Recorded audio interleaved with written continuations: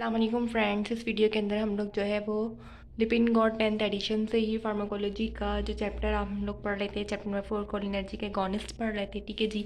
सो वो एगोनिस्ट जो chapter number 4 आपके पास है उसमें हम लोग आज पढ़ेंगे डायरेक्ट एक्टिंग कोलिनर्जी के एगोनिस्ट। ठीक है जी।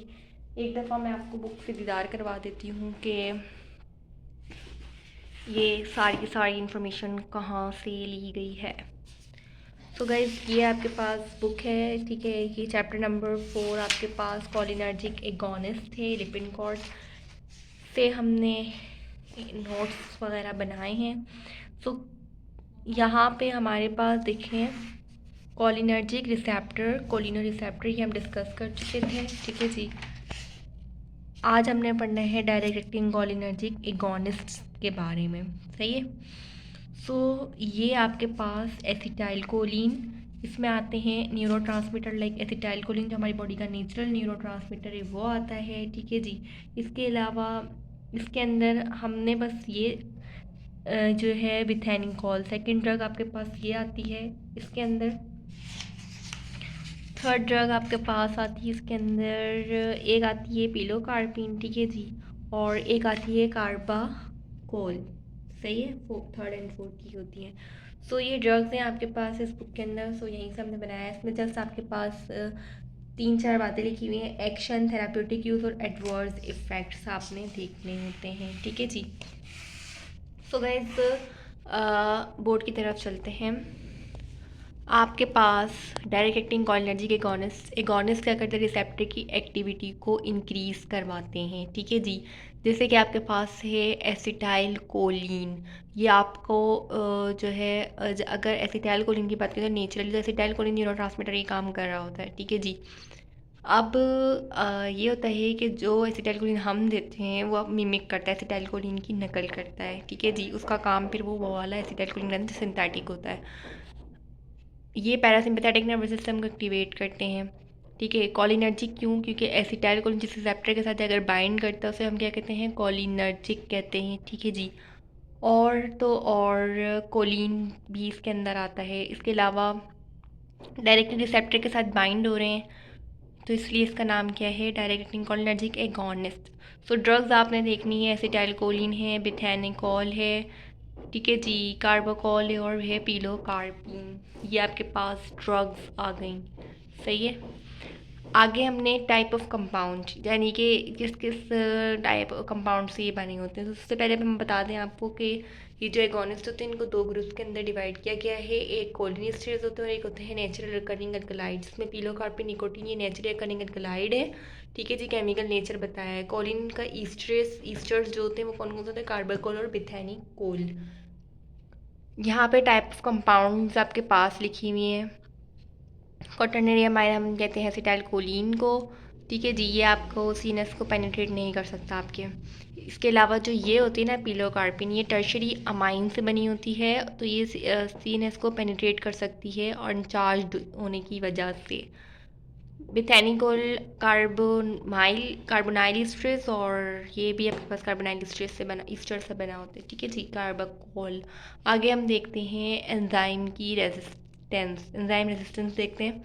एसिटाइल कोलिन ईस्टरेस एंजाइम से कौन कौन से रेजिस्ट हो चुके हैं और कौन, क्योंकि एसिटाइल कोलिन जो है वो बॉडी में डिफ्यूज़ हो जाता है। ठीक है जी। इसका असर बहुत फास्ट होता है, मतलब बहुत जल्दी, मतलब फैलता बहुत जल्दी है, डिफ्यूजन बहुत जल्दी होती है, बट जो रहने की ताकत होती है वो बहुत कम होती है क्योंकि एसिटाइल कोलिन क्या करता है, इसको हाइड्रोलाइज करता है, इसको तबाह कर देता है। तो बस ये अपना काम दिखा के भाग लेता है, इसका असर ख़त्म हो जाता है। फिर आपके पास आता है बिथेनिकोल। बिथेनिकोल की जो रेजिस्टेंस है वो हाई है, मतलब वो इस एंजाइम, ये जो एंजाइम है इस पर इतनी जल्दी असर नहीं करता। कार्बाकोल जो आपके पास है इस पर भी तीनों की, बाकी ये तीनों की ही हाई है। एसिटाइल कोलिन सिर्फ लो रेजिस्टेंस से वो जल्दी तबाह हो जाता है एसिटाइल कोलिन स्ट्रेस एंजाइम से। ठीक है जी। फिर आपके पास आते हैं रिसेप्टर्स। तो जो एसिटाइल कोलिन है वो मस्क्यूलिनिक, निकोटिनिक, क्योंकि हमने बताया था कि ये डिफ्यूज़ होता है तो ये दोनों रिसेप्टर्स पे बाइंड होता है। फिर आपके पास आता है मस्क्यूलिनिक जो है एक रिसेप्टर, ठीक है जी। मस्कुरानिक रिसेप्टर बिथेनिकोल सिर्फ मस्कुरानिक के साथ ही जाकर बाइंड होता है। मस्कुरानिक और निकोटिनिक दोनों के साथ एक और बाइंड होता है, क्या, कार्बाकोल। बट रेजिस्टेंस देख लो, उसकी कम है, उसकी बहुत हाई है।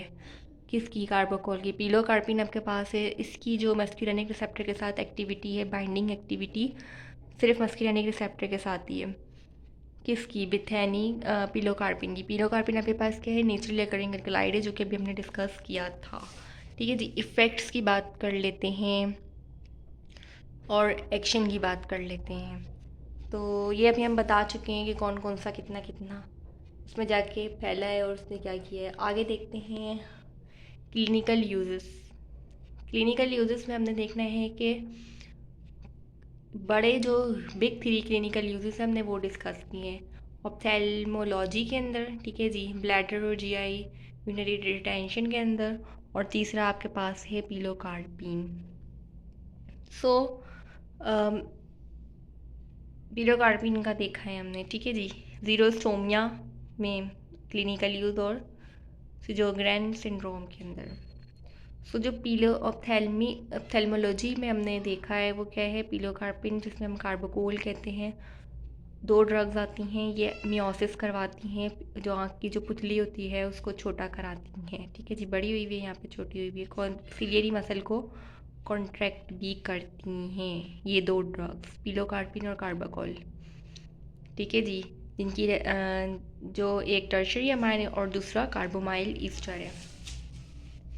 फिर हमने देखा है ब्लैडर और जीआई के अंदर ना, तो अच्छा, ये जो आपके पास टर्म्स लिखी हुई हैं, ग्लूकोमा की इंट्राओक्यूलर प्रेशर को कम करती हैं अगर ग्लूकोमा हुआ है।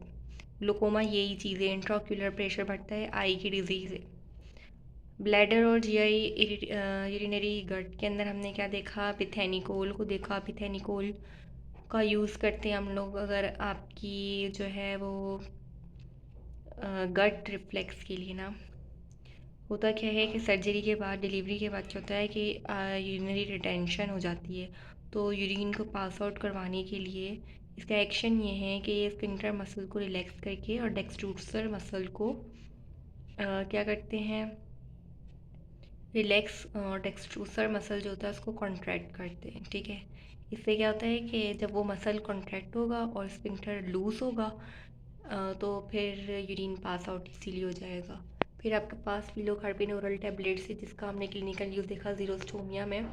जीरोस्टोमिया क्या होती है? ड्राइनेस ऑफ माउथ होती है ड्यू टू इसके दो रीजंस, या तो रेडिएशन थेरेपी की वजह से हेड नेक की हुई होती है, या तो फिर सिजोग्रेन सिंड्रोम, ये एक सिंड्रोम है, इसकी वजह से ड्राइनेस ऑफ माउथ हुई हुई होती है, तो हम पिलोकार्पिन को यूज़ करते हैं। और पिलोकार्पिन को हम ओरल टैबलेट्स, और अगर हम आई में यूज़ कर रहे हैं पिलोकार्पिन को, तो अभी हमने देखा कि वो ये ग्लोकोमा को ट्रीट करने में और इमरजेंसी ट्रीटमेंट में ड्रग ऑफ चॉइस के तौर पर हम पिलोकार्पिन यूज़ करते हैं, ठीक है जी। फिर हमने एडवर्स इफ़ेक्ट वैसे तो सबके अलग अलग भी हैं, लेकिन मोस्टली अगर हम इसको कंबाइन करके देखें तो इसके adverse effect diarrhoea, urination, meiosis, ठीक है जी। और मियोसिस क्या होता है? आँख की पुतली का छोटा होना, ब्रेडिकार्डिया, इमेसिस, लैक्रिमेशन, सेलिवेशन में तौर पर हम लोग यूज़ करते हैं। और अगर आपको पिलोकार्पिन से एक और बात इसमें डिस्कस की गई है कि अगर पिलोकार्पिन की आपके पास क्या हो, उसका लेवल ज़्यादा हो जाए या उससे उसके असरात ज़्यादा हो, उसको कम करना हो, तो एट्रोपिन एंटीडोट इसका है, ठीक है जी। एट्रोपिन को आप यूज़ कर सकते हो। सो ये था फार्माकोलॉजी का पूरा चैप्टर जो हमने यहाँ डिस्कस किया। इससे रिलेटेड कोई क्वेश्चन है तो कमेंट सेक्शन में आप लोग पूछ सकते हैं।